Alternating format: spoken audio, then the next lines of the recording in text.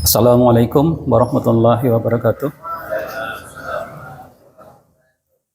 Bismillahirrahmanirrahim.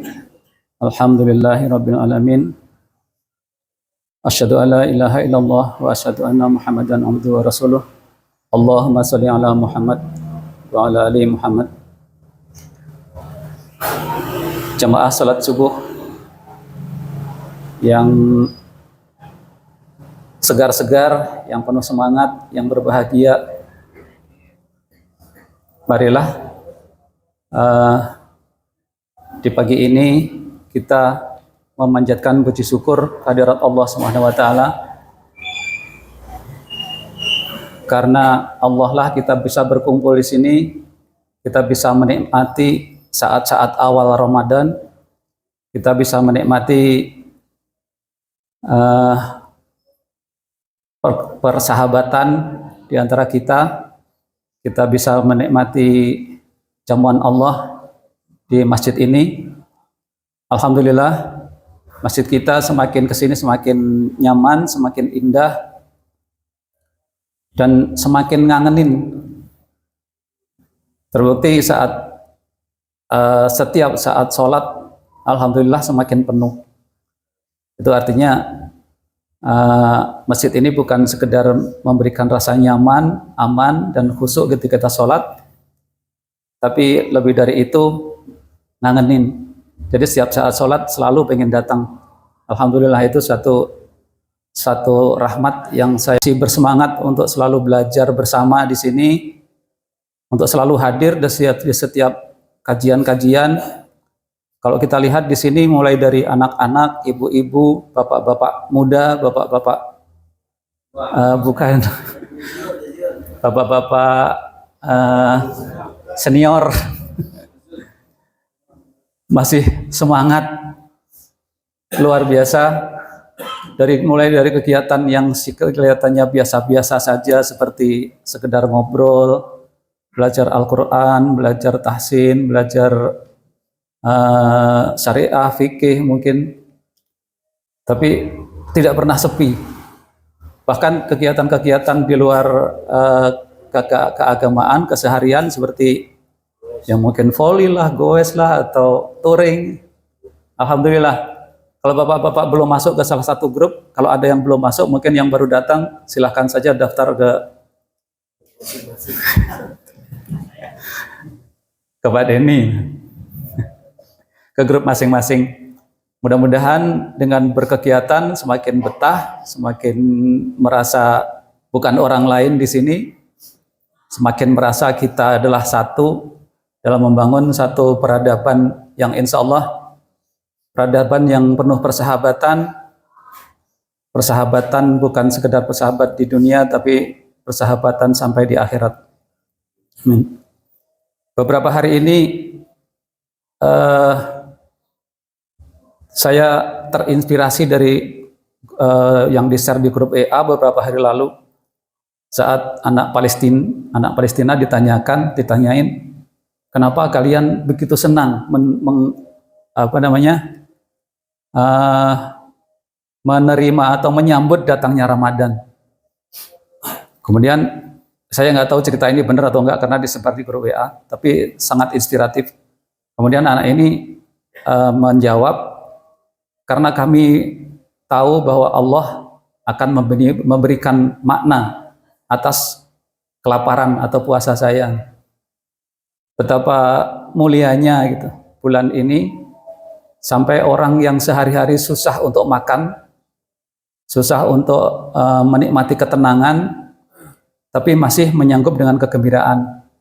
Mudah-mudahan kita yang penuh dengan ketenangan dan penuh dengan makanan di rumah lebih bisa mensyukuri kedatangan bulan Ramadan ini. Dari situ saya nyoba mencari untuk memotivasi diri, ceritanya apa sih sebenarnya makna atau hikmah dari puasa ini. Kemudian saya menemukan beberapa, ya, mungkin bapak-bapak di sini atau teman-teman atau adik-adik tahu lebih banyak.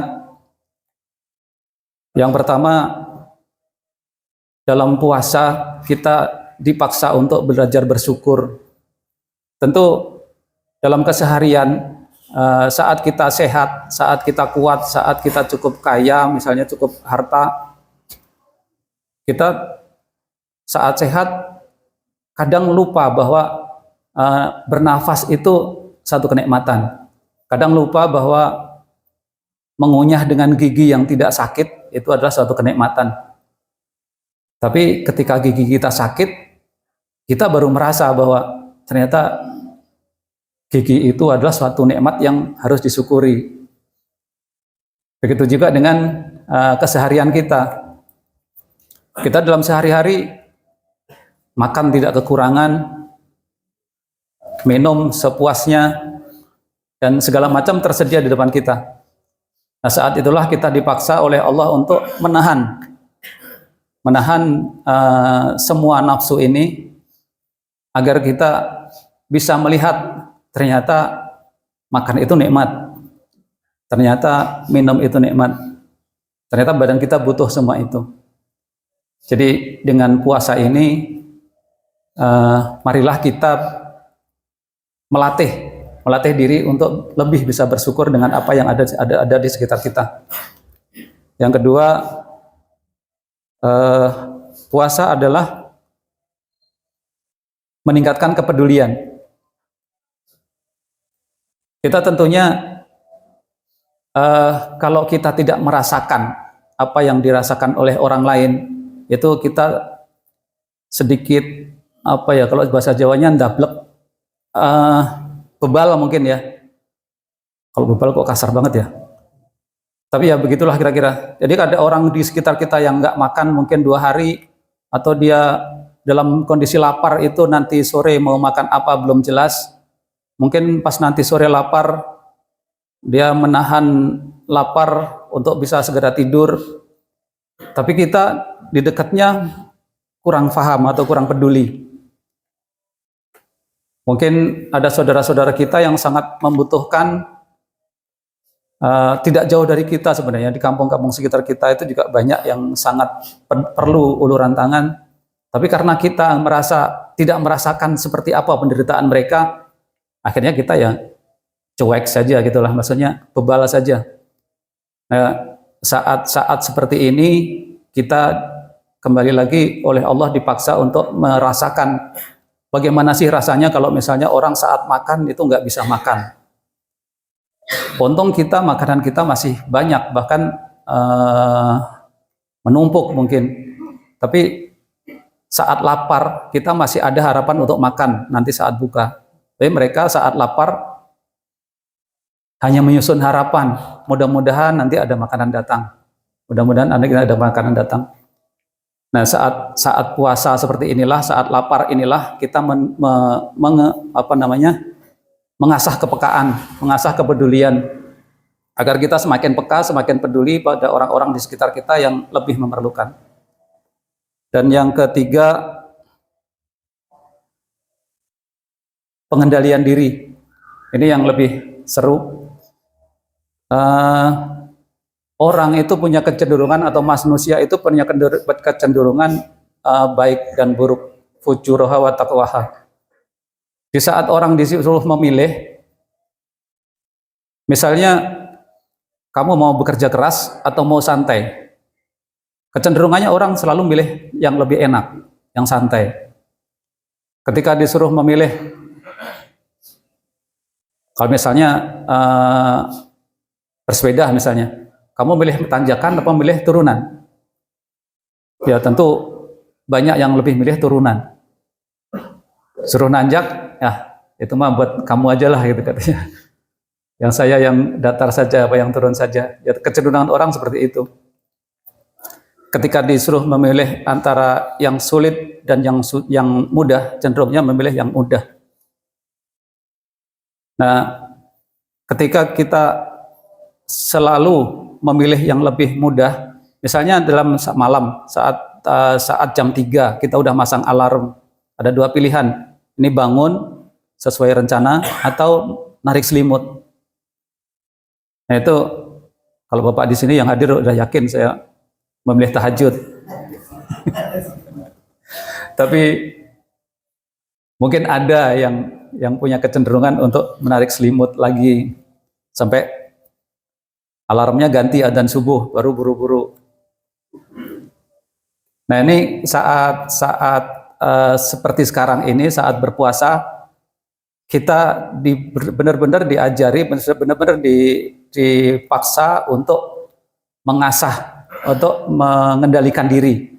Di saat siang, saat siang kita tidak boleh makan antara haus, lapar, syahwat kita diminta untuk menahan, dan saat malam pun kita diminta untuk bangun lebih pagi minimal untuk makan sahur. Malam-malam kita diajari untuk sholat tahajud dan baca Quran dan seterusnya. Jadi bulan ini adalah bulan untuk pengendalian diri dan untuk mengajak disiplin. Dan yang terakhir, puasa atau Ramadan itu adalah saat kita untuk belajar berbagi dan saat kita untuk belajar membantu orang lain, membantu sesama. Kita tahu bahwa orang yang memberi makan puasa itu akan diberi pahala sebesar pahala orang itu dan tidak dikurangi sedikit pun. Itu kan satu motivasi atau satu dorongan yang sangat besar sekali. Dan di akhir puasa kita juga diwajibkan untuk membayar zakat fitrah. Itu juga salah satu sarana kita untuk berbagi. Dan mudah-mudahan setelah puasa kita semakin semangat untuk berbagi, baik itu berbagi ilmu, berbagi waktu, berbagi rizki, berbagi kesempatan, berbagi kesenangan, terutama ya di antara kita dan di antara orang-orang di sekitar kita. Saya kira itu yang saya sampaikan. Semoga tidak ada yang membuat sakit hati atau yang membuat salah paham. Apabila ada, saya mohon maaf. Wassalamualaikum warahmatullahi wabarakatuh.